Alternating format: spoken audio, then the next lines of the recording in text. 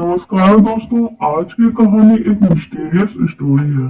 ये बात है सन 2009-10 की कि मेरा एक परिचित लड़का जो 11वीं में पढ़ता था, वो अपनी बुआ के घर में रह के पढ़ाई करता था और अगले साल उसका 12वीं यानी बोर्ड होने की वजह से उसे शांत माहौल चाहिए था पढ़ाई के लिए।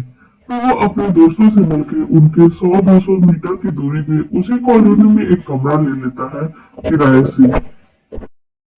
अपनी बुआ के आसपास के रूम लेने का कारण ये था कि खाना पीना समय से मिल जाता था या कभी खुद अपनी धुनी दबा लेता, यानी जब मन करता अपने हाथ से ही खाना बना लेता।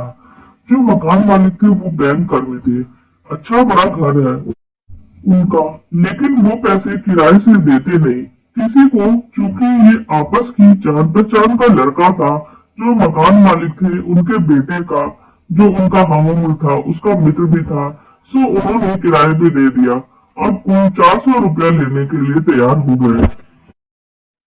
जो इनका रूम था उसका दरवाजा मकान के बगल से एक गली 4-5 फुट की उस गली में खुलता था। उस रूम में 2 दरवाजे थे, एक अंदर घर की तरफ जो मकान मालिक ने रूम किराए पे देने से कारण परमानेंट रूप से बंद कर दिया था। अब रूम का दरवाजा केवल गली में ही खुलता। तो भाई साहब जो स्थापित हुए थे रूम में 4-5 दिन तो ठीक से रहा, लेकिन रात को जब वो पढ़ाई करते तो उन्हें बहुत ही अजीब अजीब आवाजें सुनाई देती। ऐसा लगता जैसे कोई रूम नहीं है। कभी चलने की आहट आती तो कभी गली में होने के कारण वो इस बात को नजरअंदाज कर देते, क्योंकि गली के लोग भी आना जाना कर सकते थे। लेकिन ये आवाजें उन्हें रोज रोज नहीं आती, कभी कभी आती पर कभी कभी नहीं भी आती, क्योंकि कुछ कारणों से डॉक्टर ने उनको एक नींद की दवाई दे दी। जो दवाई लेके तंग होकर सो जाता, फिर चाहे कोई आए कोई जाए कोई मतलब नहीं, सुबह तक उठता मस्त होकर। लेकिन आखिर है तो इंसान ही, कभी दवाई लेना भूल भी जाता तो उसे देर रात तक नींद नहीं आती, 2-3 बजे तक जागते रहता। तब उसको ऐसी ही अनजान आवाजों से 2-4 होना पड़ जाता। कई बार उसने बाहर भी जाकर देखा, लेकिन कोई भी नहीं चल रहा होता।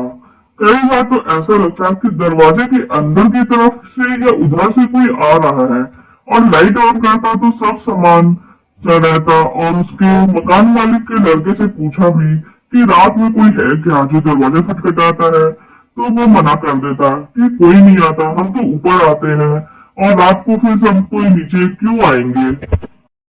एक दिन वो ऐसे ही सो रहा था, तभी उसे लगा कि कोई उसे उठा रहा है और कोई रजाई भी खींच रहा है। तो कभी सर्दियों की रात सीलिंग फैन हिलने लग रहा है, मतलब अच्छा खासा हिल रहा है, जिससे साफ वो देख पाता। अब उसे डर सा लगने लगा, ये सब कुछ क्या हो रहा है, क्या चक्कर है। एक रात उसको साफ साफ किसी लड़की के चलने की आवाज आई और डर के मारे सर्दियों में भी वो पसीना पसीना हो गया। ऐसे तैसे तो रात काट ली। सुबह बुआ को बताया कि ऐसा ऐसा महसूस हो रहा है, तो उन्होंने रूम को खाली करवा लिया और दूसरी जगह चला गया रहने के लिए।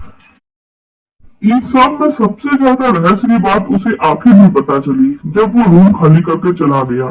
तब उसे किसी के द्वारा पता चला कि इस घर में उसी घर के मकान मालिक की लड़की ने फांसी लगा ली थी अज्ञात कारणों से। तब से वो रूम बंद ही रहता था और पता नहीं क्यों तुम ही उसमें रहने के लिए चले गए।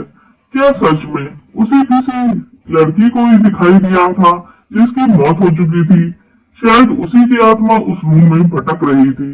वैसे आप लोगों को ये कहानी कैसी लगी कमेंट सेक्शन में जरूर बताइएगा। साथ ही हमारी वीडियो को लाइक कर दीजिएगा और हमारे चैनल को भी सब्सक्राइब कर लीजिएगा। धन्यवाद।